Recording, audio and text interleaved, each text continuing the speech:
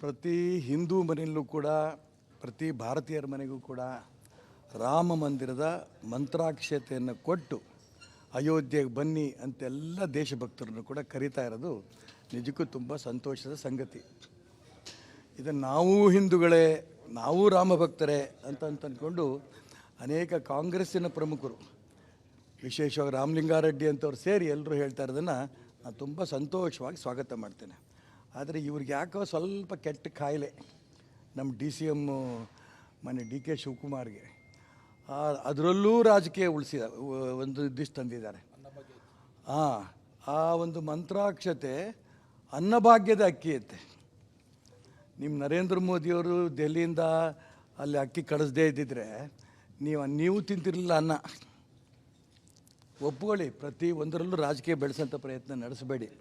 ಆ ಮಂತ್ರಾಕ್ಷತೆ ರಾಮ ಭಕ್ತರಿಗೆ ಒಂದು ರೀತಿಯ ಪೂಜ್ಯವಾದ ಭಾವನೆಯನ್ನು ನಿರ್ಮಾಣ ಮಾಡಿ ಎಲ್ಲರೂ ಕೂಡ ಅಯೋಧ್ಯೆಗೆ ಬನ್ನಿ ಅಂತ ಪ್ರತಿ ಮನೆಗೂ ಕೂಡ ರಾಮ ಭಕ್ತರು ಹೋಗಿ ರಾಮ ಭಕ್ತರು ಕರೀತಾರೆ ಅಂತ ಸಂದರ್ಭ.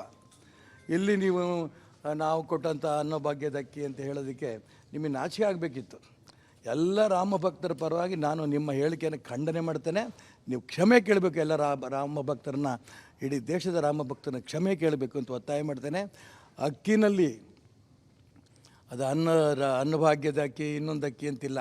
ಅಕ್ಕಿ ರೈತ ಬೆಳೆದಂಥ ಅಕ್ಕಿ ಮುಖಾಂತರ ಮಂತ್ರಾಕ್ಷತೆಯನ್ನು ಮಾಡಿ, ಆ ಮಂತ್ರಾಕ್ಷತೆಯಿಂದ ಮುಖಾಂತರ ಭಕ್ತಿಪೂರ್ವಕವಾಗಿ ಎಲ್ಲ ರಾಮ ಭಕ್ತರಿಗೆ ಅಯೋಧ್ಯೆ ಬನ್ನಿ ಅಂತ ಕರೀತಾ ಇರೋಂಥ ಸಂದರ್ಭದಲ್ಲಿ ಮನೆ DK ಶಿವಕುಮಾರ್ ಅವರೇ, ನೀವು ಕೂಡ ಮಂತ್ರಾಕ್ಷತೆ ನಾವು ಕೊಡ್ತಾ ಇದ್ದೀವಿ, ಅದನ್ನು ತೊಗೊಂಡು ಅಯೋಧ್ಯೆಗೆ ಬನ್ನಿ ಅನ್ನೋಂಥ ಪ್ರಾರ್ಥನೆ ಕೂಡ ಅವರಿಗೆ ನಾನು ಮಾಡೋಕ್ಕೆ ಇಷ್ಟಪಡ್ದು. ಪ್ರತಿ ಹಿಂದೂ ಮನೆಯಲ್ಲೂ ಕೂಡ ಪ್ರತಿ ಭಾರತೀಯರ ಮನೆಗೂ ಕೂಡ ರಾಮ ಮಂದಿರದ ಮಂತ್ರಾಕ್ಷತೆಯನ್ನು ಕೊಟ್ಟು ಅಯೋಧ್ಯೆಗೆ ಬನ್ನಿ ಅಂತೆಲ್ಲ ದೇಶಭಕ್ತರನ್ನು ಕೂಡ ಕರೀತಾ ಇರೋದು ನಿಜಕ್ಕೂ ತುಂಬ ಸಂತೋಷದ ಸಂಗತಿ. ಇದನ್ನು ನಾವು ಹಿಂದೂಗಳೇ, ನಾವು ರಾಮಭಕ್ತರೇ ಅಂತ ಅಂದ್ಕೊಂಡು ಅನೇಕ ಕಾಂಗ್ರೆಸ್ಸಿನ ಪ್ರಮುಖರು, ವಿಶೇಷವಾಗಿ ರಾಮಲಿಂಗಾರೆಡ್ಡಿ ಅಂತವ್ರು ಸೇರಿ ಎಲ್ಲರೂ ಹೇಳ್ತಾ ಇರೋದನ್ನು ನಾನು ತುಂಬ ಸಂತೋಷವಾಗಿ ಸ್ವಾಗತ ಮಾಡ್ತೇನೆ. ಆದರೆ ಇವ್ರಿಗೆ ಯಾಕೋ ಸ್ವಲ್ಪ ಕೆಟ್ಟ ಕಾಯಿಲೆ, ನಮ್ಮ DCM ಮನೆ DK ಶಿವಕುಮಾರ್ಗೆ ಅದರಲ್ಲೂ ರಾಜಕೀಯ ಉಳಿಸಿದ ಒಂದು ದಿಷ್ಟು ತಂದಿದ್ದಾರೆ. ಆ ಒಂದು ಮಂತ್ರಾಕ್ಷತೆ ಅನ್ನಭಾಗ್ಯದ ಅಕ್ಕಿ ಐತೆ. ನಿಮ್ಮ ನರೇಂದ್ರ ಮೋದಿಯವರು ಡೆಲ್ಲಿಯಿಂದ ಅಲ್ಲಿ ಅಕ್ಕಿ ಕಳಿಸ್ದೇ ಇದ್ದಿದ್ರೆ ನೀವು ತಿಂತಿರಲಿಲ್ಲ ಅನ್ನ. ಒಪ್ಕೊಳ್ಳಿ, ಪ್ರತಿ ಒಂದರಲ್ಲೂ ರಾಜಕೀಯ ಬೆಳೆಸೋಂಥ ಪ್ರಯತ್ನ ನಡೆಸಬೇಡಿ. ಆ ಮಂತ್ರಾಕ್ಷತೆ ರಾಮ ಭಕ್ತರಿಗೆ ಒಂದು ರೀತಿಯ ಪೂಜ್ಯವಾದ ಭಾವನೆಯನ್ನು ನಿರ್ಮಾಣ ಮಾಡಿ ಎಲ್ಲರೂ ಕೂಡ ಅಯೋಧ್ಯೆಗೆ ಬನ್ನಿ ಅಂತ ಪ್ರತಿ ಮನೆಗೂ ಕೂಡ ರಾಮ ಭಕ್ತರು ಹೋಗಿ ರಾಮ ಭಕ್ತರು ಕರೀತಾರೆ ಅಂತ ಸಂದರ್ಭ. ಇಲ್ಲಿ ನೀವು ನಾವು ಕೊಟ್ಟಂಥ ಅನ್ನಭಾಗ್ಯದ ಅಕ್ಕಿ ಅಂತ ಹೇಳೋದಕ್ಕೆ ನಿಮಗೆ ನಾಚಿಕೆ ಆಗಬೇಕಿತ್ತು. ಎಲ್ಲ ರಾಮ ಭಕ್ತರ ಪರವಾಗಿ ನಾನು ನಿಮ್ಮ ಹೇಳಿಕೆಯನ್ನು ಖಂಡನೆ ಮಾಡ್ತೇನೆ. ನೀವು ಕ್ಷಮೆ ಕೇಳಬೇಕು. ಎಲ್ಲ ರಾಮ ಭಕ್ತರನ್ನ, ಇಡೀ ದೇಶದ ರಾಮ ಭಕ್ತರನ್ನ ಕ್ಷಮೆ ಕೇಳಬೇಕು ಅಂತ ಒತ್ತಾಯ ಮಾಡ್ತೇನೆ. ಅಕ್ಕಿನಲ್ಲಿ ಅದು ಅನ್ನಭಾಗ್ಯದ ಅಕ್ಕಿ, ಇನ್ನೊಂದು ಅಕ್ಕಿ ಅಂತಿಲ್ಲ.